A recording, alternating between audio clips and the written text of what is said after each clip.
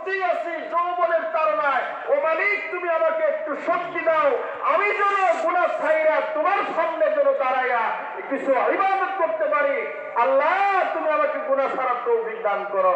বলে এই যুবককে আল্লাহ তাআলা এই পরিমাণ তাকওয়াত আর শক্তি দান করে, বলে তার স্বভাব আর চরিত্র পর্যায়ক্রমে তাকে আল্লাহ পাক ফেরেশতার চরিত্রে চরিত্রবান বানাইতে থাকে। কারণ সে চাইছে কি? আল্লাহ, আমি ভালো হতে চাই, যৌবনে গুনাহ করতে চাই।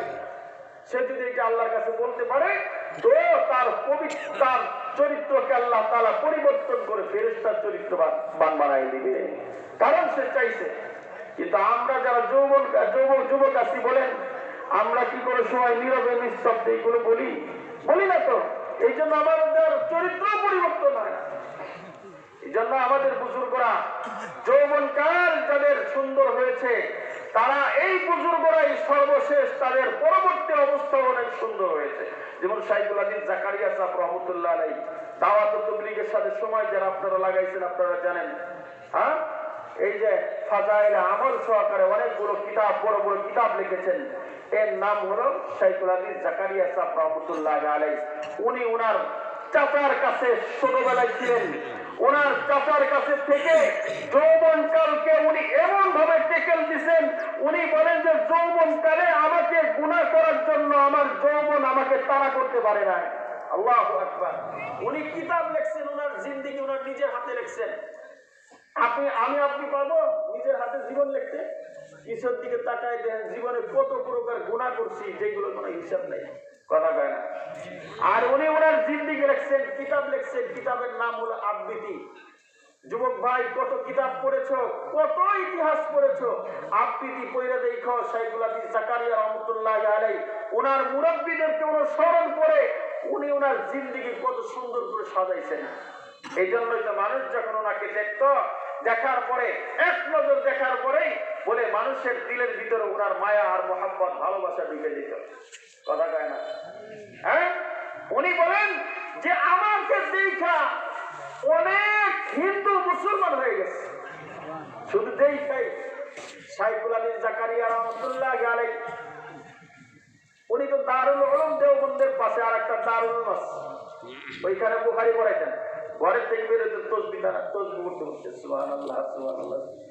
এই তসবিহ পড়া দেখা হিন্দু মুসলমান হয়ে গেছে। সুবহানাল্লাহ, একটু আস্তে কর। ওনার এই তসবিহ জমা দেখা হিন্দু মুসলমান হয়েছে।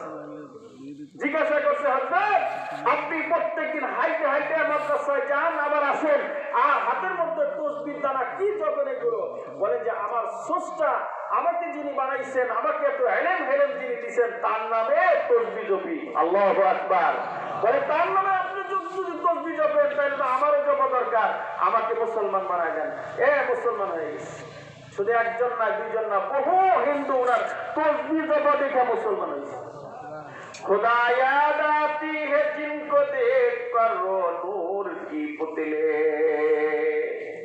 खुदा याद आती है जिनको देख कर ओ नूर की पुतले, नबूवत की वारिस है यही है जिल्ल रहमानी, यही है जिनको देखने को फजीलत है इबादत पर,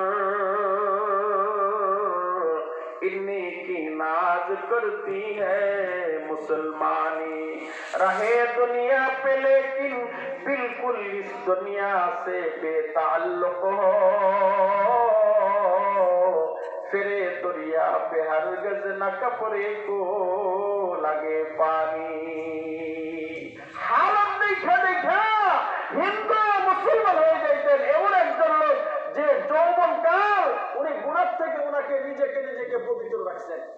এই জন্য যুবক ভাই, তোমরা যৌবনকালকে ইনশাআল্লাহ গুনাহ করবা না, ওয়াদা করো আজকে ইনশাআল্লাহ। বলো না ইনশাআল্লাহ? যুবক ভাই, বুড়া বাবা, সবাইকে আমি বলবো আজকের থেকে আমরা গুনাহ ছেড়ে দেবো। রাজি আছেন ইনশাআল্লাহ? আল্লাহ রাসূল সাল্লাল্লাহু আলাইহি ওয়াসাল্লাম রমজানের আগে 2 মাস আগে থেকেই খুব হিসাব করতেন আর কয়দিন আছেন। শাবান মাস আসলে আল্লাহ রাসূল সাল্লাল্লাহু আলাইহি ওয়াসাল্লাম এই কর বলতেন, আজকে কয় তারিখ আর বাকি আছে রমজানের কয় তারিখ, এই কর বলতেন। আল্লাহ রাসূল তো সবচেয়ে বড় শিক্ষিত মানুষ ছিলেন, হিসাবী ছিলেন, কিন্তু গড় বলতেন। তার মানে কি? রমজান কি আল্লাহ রাসূল এই পরিমাণ মূল্যায়ন করতেন, এই পরিমাণ রমজানের প্রতি খেয়াল রাখতেন যে একদিন যেন এরকম ভুল না হয়ে যায়, আগের থেকে নিজেকে তৈরি রাখতেন। আর কর ঘুরতেন রমজানের কয়দিন আছে, কয়দিন আছে, কয়দিন আছে। আল্লাহ রসুলের হালত যদি এমন হয়, তাহলে আমার আপনার হালত কি হওয়া উচিত বলে? এই জন্য আমি বলবো, আজকের থেকেই আমি আপনি গুনাহ ছেড়ে দিব। রাজি আছি ইনশাআল্লাহ? রমজানে তো করবো না, আজকের থেকে গুনাহ ছেড়ে দিব। রাজি আছি? দুই হাত তুলে, দুই হাত তুলে। ইয়া আল্লাহ, যুবক ভাই বাবাজি সকলকে তুমি তৌফিক দান করো গুনাহ ছাড়ার জন্য। আমিন বলেন, আরো জোরে বলেন আমিন। তাই আল্লাহ তাআলা 2 নম্বর যাকে আরশের নিচে ছায়া দান করবে তারা হলো যুবক শ্রেণী। তারা যৌবনকালে গুনাহ ছাইড়া দিছে। আল্লাহ আমাদের যুবকদেরকে গুনাহ ছাড়ার তৌফিক দান করে। আমিন বলেন আমিন। 3 নম্বর রাজুলুন তাহাব্বা। 3 নম্বর হলো আল্লাহর জন্য কেউ যদি মহব্বত করে। 3 নম্বর কিছু মানুষ আল্লাহর জন্য মহব্বত করে, কাউরে মহব্বত করে আল্লাহর জন্য, কাউকে কারোর সাথে রাগ করে দুশমনি করে আল্লাহর জন্য। তাহাব্বা, কাউকে মহব্বত করে একমাত্র কার জন্য বলেন? কার জন্য? আল্লাহর জন্য মহব্বত করে। দুনিয়ার জন্য তো সব মহব্বত, সন্তানকে মহব্বত, বিবিকে মহব্বত, ভাইকে মহব্বত, মা বাবাকে মহব্বত, এটা ন্যাচারাল মহব্বত। কিন্তু আল্লাহর জন্য কাউকে মহব্বত করা, আল্লাহর জন্য কাউকে মহব্বত করা। আমাদের বুজুর্গরা বলেন যে কোন বাচ্চা এতিম অথবা অসহায়, তার মাথার মধ্যে হাত বোলানো, এইটা যে করলো, এটা কার জন্য, কার মহব্বতে করলো? জোরে আওয়াজ করে বলেন, কার মহব্বতে?